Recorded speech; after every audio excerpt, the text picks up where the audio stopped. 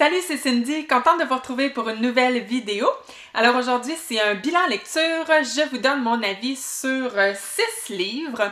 Et il y en a 5 qui faisaient partie de ma pile à lire du Black November. Et il y en a un autre qui avait aucun rapport. D'ailleurs, je pense que je vais commencer par lui. Donc, c'est le seul livre aujourd'hui qui n'est pas, mais pas du tout même, un thriller. Tous les autres seront des thrillers, vous l'aurez compris. Donc, premièrement, j'ai lu Bijoux de banlieue, écrit par Sarah Hébert et publié aux éditions Marchand de Feuilles. Alors, dans ce livre, l'autrice nous partage plusieurs anecdotes très personnelles, des anecdotes relativement à sa vie, en fait. Et suite à ces anecdotes, elle nous donne plusieurs conseils. Et on sent fortement le discours féministe derrière les anecdotes et derrière les conseils. D'ailleurs, c'est fait un peu sous forme de coach de vie, hein, mais de manière plutôt humoristique quand même. Donc, c'est un livre que j'ai... par moments, je l'ai beaucoup aimé et à d'autres moments, peut-être un peu moins. La portion anecdote, ça, franchement, ça me plaisait bien. C'était plutôt rigolo. Et je dirais même que parfois, c'était même touchant. Donc, ça variait d'une anecdote à l'autre. Mais ça m'a bien plu. La portion conseil, c'est peut-être là que ça a un peu... que j'ai pas été à 100% convaincue.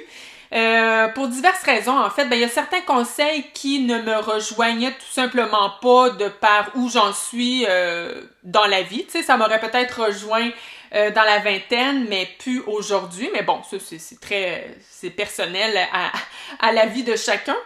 Mais il y a d'autres conseils que c'était pas... en fait, il y a d'autres conseils où, honnêtement, je n'étais pas vraiment d'accord. Des conseils qui me faisaient parfois un peu grincer des dents. Il y en a pas tant que ça, là, mais il y en a quand même quelques-uns. Je suis pas sûre que j'ai envie d'élaborer pour vous expliquer en fait pourquoi il y en a pour lesquels j'étais pas d'accord. Pourquoi j'ai pas envie d'élaborer, c'est que, premièrement, je voudrais pas être mal interprétée. Et deuxièmement, c'est que je pense que c'est un livre qui a été fait vraiment sans aucune prétention, tu sais. Je pense que c'est tout simplement l'autrice qui nous partage sa vie puis des conseils. Mais tu sais, en fait, on prend les conseils qu'on veut puis on prend pas les autres conseils si on n'en veut pas, finalement. Puis c'est fait aussi avec beaucoup d'humour, tu sais. Fait que c'est pour ça que je me dis... je sais pas, je trouve que ça vaut pas la peine de commencer à élaborer sur les conseils qui ne m'ont pas plu. Mais cela dit, franchement, c'est un beau livre. Le format est très original. Il y a beaucoup de photos qui sont faites sous forme de collage, parce qu'il faut dire que l'autrice, c'est une illustratrice, hein, elle est travailleur autonome, elle fait beaucoup justement d'illustrations, c'est sa spécialité, les illustrations sous forme de collage. Donc, un beau format original, c'est un beau livre-objet. Donc, à vous de voir si ça vous intéresse. Alors, on tombe maintenant à mes lectures du Black November. Donc, le premier livre dont je vous parle, c'est La Formule de Dieu de J.R. Dos Santos. Donc, moi, j'ai l'édition Pocket. Alors, dans ce livre, on est avec le cryptologue portugais Thomas Noronha, qui va se voir confier une mission. En fait, tout d'abord, la mission lui est confiée par une femme qui travaille pour le gouvernement iranien. Donc, elle veut qu'il l'aide à décrypter un manuscrit qui aurait été écrit par Einstein. Et au départ, ils vont penser en fait que ce manuscrit révèle un mode d'emploi pour une bombe nucléaire. Mais finalement, je vous le dis, là, ça va être beaucoup plus que ça. Et là, notre Thomas va être un peu pris entre deux chaises parce que suite à ça, il y a aussi la CIA qui va venir le chercher pour la même mission en fait. Mais ce sont des camps adverses, donc ça va générer quand même plusieurs aventures. Et donc voilà, on va suivre Thomas dans ses aventures pour tenter de décrypter ce manuscrit écrit par Einstein. C'est un livre que j'ai eu le plaisir de le lire avec Isabelle. Bonjour Isabelle. Et j'étais bien contente de le lire avec elle parce que ça m'a, je vous dirais, ça m'a encouragée à le poursuivre. D'ailleurs, je viens juste de le finir au moment où on se parle. Isabelle l'a même pas encore fini tout à fait, donc j'ai pas son avis final, mais je pense qu'on avait des avis quand même assez similaires parce que je vous dirais que le premier tiers du livre, on était vraiment hyper enthousiaste. C'était hyper intéressant et intriguant. Premièrement, le fameux manuscrit qu'il va tenter de décrypter. Mais aussi, il y avait beaucoup d'action, il y avait des aventures. Moi, j'aimais aussi voyager en Iran avec Thomas. Et donc, moi, je me sentais vraiment dans ce pays. Je trouvais que c'était bien... la portion voyage, si on veut, était quand même bien amenée par l'auteur. Il y avait aussi des passages super touchants entre Thomas et ses parents parce que son père va apprendre malheureusement qu'il y a une maladie très grave, ce qui fait en sorte qu'il est en fin de vie. Donc franchement, des beaux moments très touchants et très beaux à lire.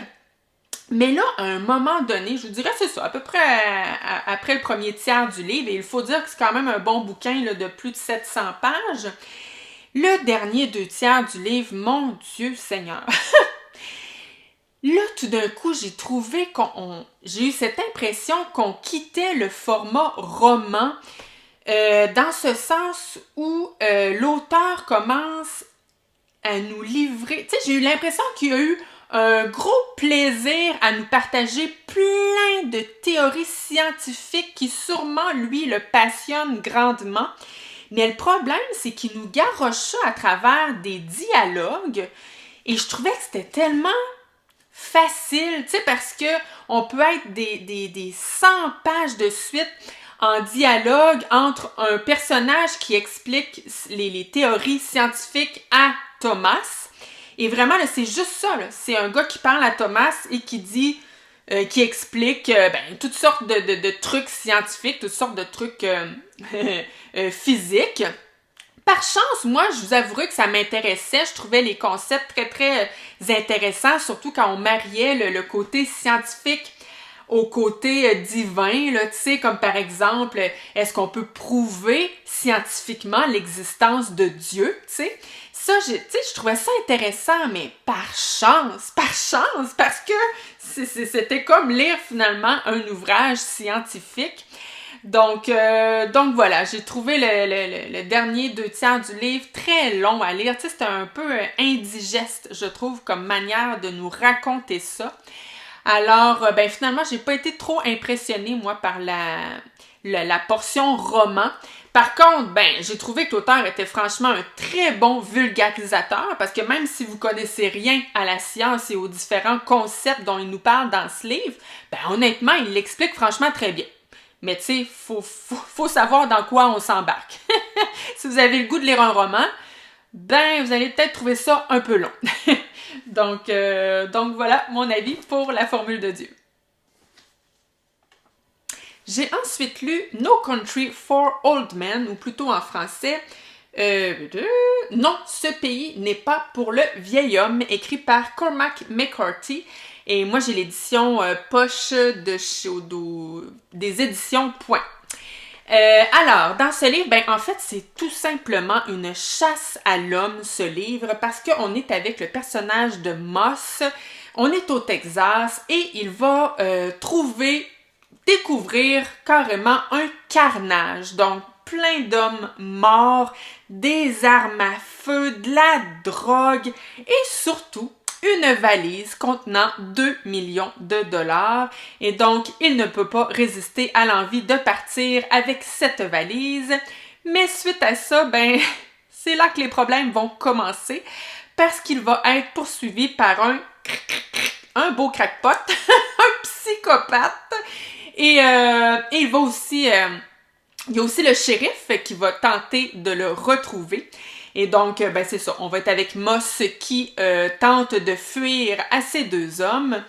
C'est un livre. Ici aussi, j'ai fait une lecture commune avec Caroline. Si vous voulez son avis sur Instagram, je vous laisse son compte en barre d'infos. Jus de 4 bouquineuse.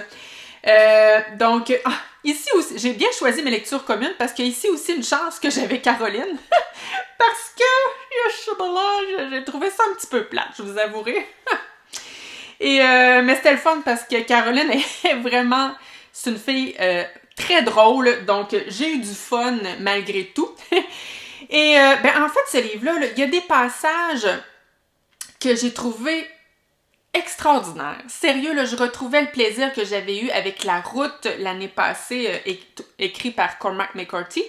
Des passages qui sont, les descriptions sont tellement hautes, là. Tu sais, quand tu dis que tu as l'impression de regarder un film, d'ailleurs, je suis pas surprise que ce livre-là ait été porté à l'écran, la manière de décrire des passages tellement forts, là, surtout, moi, je vous dirais que c'est les passages où on a le psychopathe avec un autre, avec sa victime, en fait, l'espèce de climat de tension, la manière de décrire ça, vraiment, là, c'est sublime. Le problème, c'est que il y a aussi et surtout, malheureusement, beaucoup de passages qui m'ont tellement ennuyée, là. D'ailleurs, je comprends, si vous allez voir la vie de Caroline, justement, elle a raison, tu sais, je comprends qu'à travers le personnage du shérif, l'auteur, je pense, tentait de nous dresser un espèce de portrait de l'Amérique d'hier à aujourd'hui. Mais c'est amené d'une manière tellement plate. Pas drôle, hein, mais c'est ça que j'ai senti. Qu'est-ce que vous voulez que je vous dise? Je vous mentirai pas. J'ai trouvé ce livre majoritairement plutôt plate. C'est ça. Et c'est très décevant après le gros coup de cœur que j'avais eu pour La Route de ce même auteur l'année passée. C'est malheureux, mais que voulez-vous, ça arrive. Donc voilà.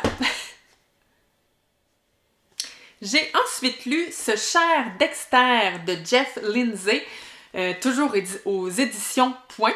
Donc, dans ce livre, on est avec Dexter qui travaille pour le service médico-légal de Miami. En fait, il est expert en espèce d'analyse de comment dire?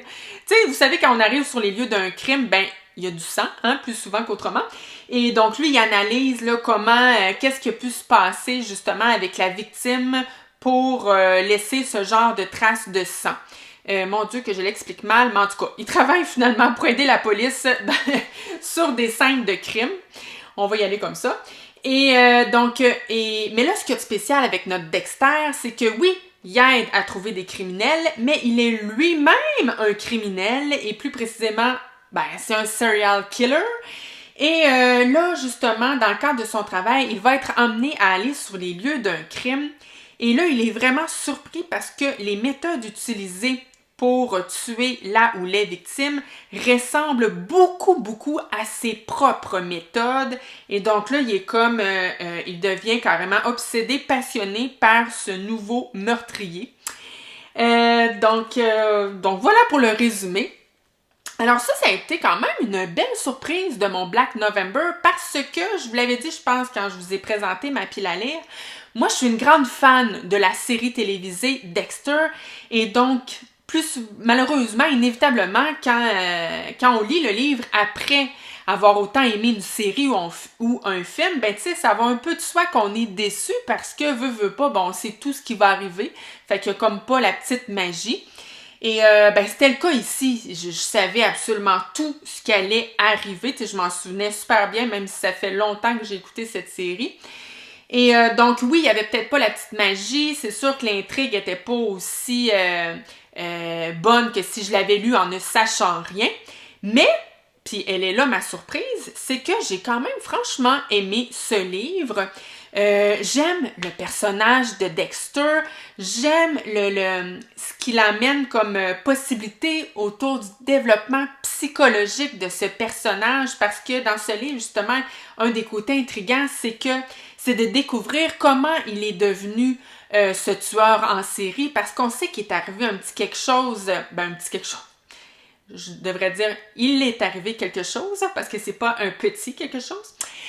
Donc oui, on sait qu'il est arrivé quelque chose dans son enfance, mais on sait pas quoi, puis on va finir par le savoir et donc c'est un personnage finalement très riche, très intriguant. Et les autres personnages aussi, c'est des beaux personnages. Tous les membres de la police de Miami. D'ailleurs, j'aimais me retrouver à Miami dans ce livre. Il y a sa sœur aussi, Deborah, qui a un beau personnage, qui tente désespérément de se faire accepter dans la police, mais qui a bien de la misère. Donc oui, des super beaux personnages, un super beau développement psychologique autour du personnage de Dexter, une belle intrigue. Franchement, là, si vous n'avez pas vu la série télévisée, je vous le recommande parce que je pense que vous pourriez... moi, je l'ai aimé, mais je pense que vous pourriez l'aimer encore plus que moi, étant donné que pour vous, il y aurait un côté franchement intriguant. Donc oui, je vous le recommande. Je suis ensuite allée vers mon autrice chouchou, Liane Moriarty, et j'ai lu son livre Le secret du mari, publié aux éditions Le Livre de Poche. Alors ici, on est avec plusieurs personnages de femmes, mais je vous dirais que le personnage central, c'est Cecilia. Et l'intrigue principale, justement, c'est que cette femme, Cecilia, va retrouver dans son grenier une lettre écrite de la main de son mari, John Paul. Et sur cette lettre, il est écrit à n'ouvrir qu'après ma mort. Donc, évidemment que Cecilia est chamboulée entre... En fait, elle veut respecter la demande de son mari et ne pas l'ouvrir, mais en même temps, elle a donc envie de céder à la curiosité et d'ouvrir cette fameuse lettre. Et là, évidemment, je vais vous laisser découvrir ce qui va arriver, ce qu'elle va décider de faire et ce qu'elle va retrouver dans cette fameuse lettre. On dirait que j'ai de la difficulté à être objective, moi, quand on parle de Liane Moriarty, parce que pour moi, c'est toujours un peu du bonbon, lire ses livres. Je trouve que ça se lit tout seul. C'est tellement du divertissement, c'est pur et dur. Mais je vous dirais que j'avoue que ce livre-ci, je l'ai peut-être trouvé un peu moins moins bon, finalement, que ces autres livres. C'est-à-dire que j'ai toujours trouvé que c'était la reine des auteurs pour décrire les relations de couple, pour décrire la famille, la maternité. Je trouve vraiment qu'elle a le don de parler, de faire parler plutôt ces personnages de femmes. Mais dans ce cas-ci, je trouvais que des fois, on tombait un peu dans le cliché. Je trouvais parfois un peu comme si je regardais un gros film américain, là, tu sais.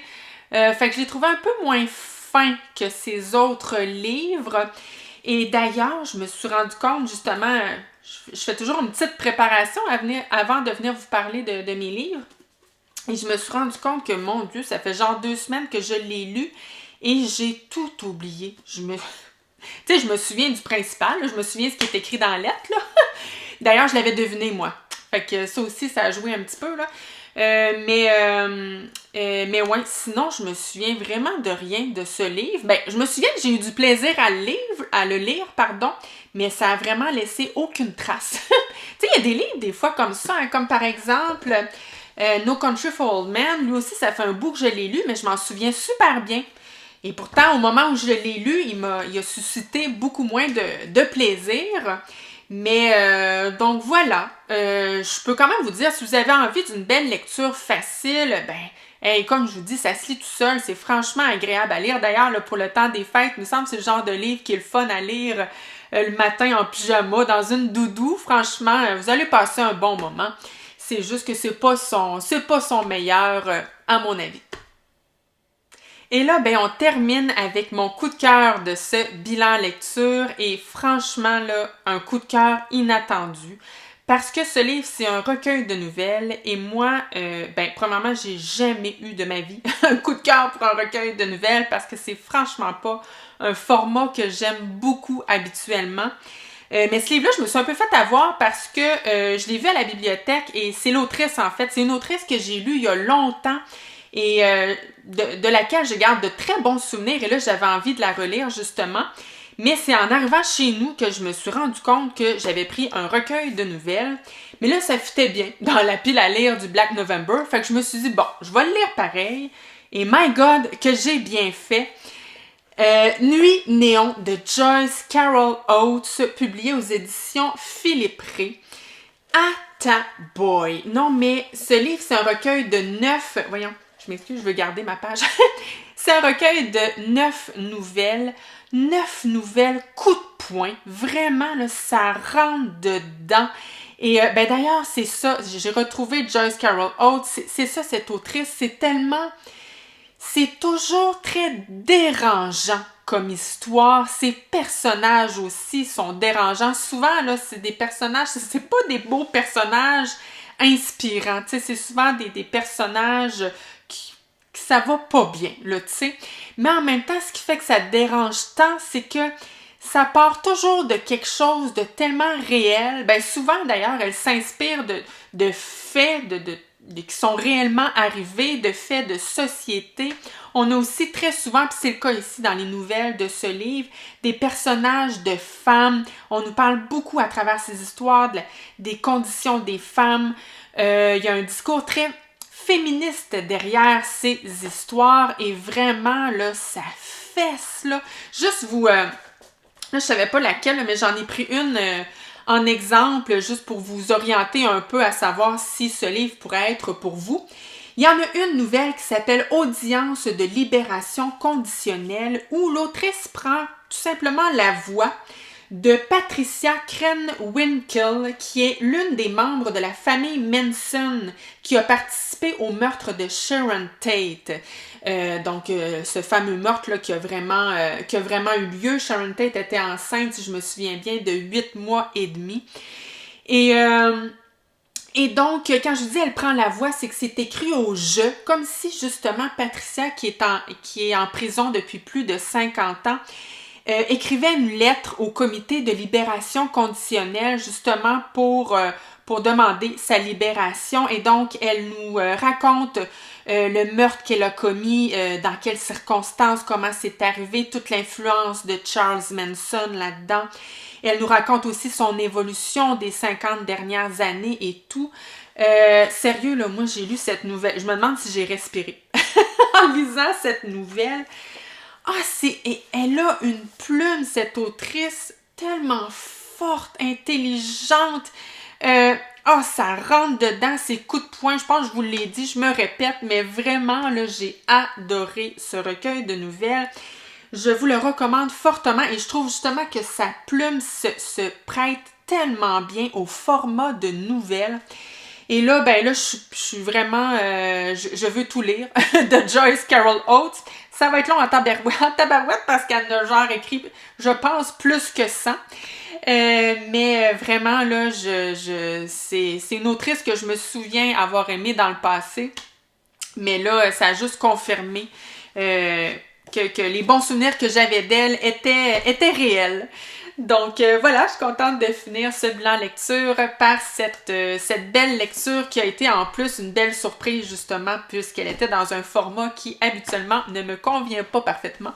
Comme quoi, faut essayer des fois dans la vie. Voilà, je vous quitte. Merci d'avoir été là aujourd'hui et moi je vous reviens la semaine prochaine avec une nouvelle vidéo. D'ici là, je vous souhaite de très bonnes lectures et à la prochaine. Bye!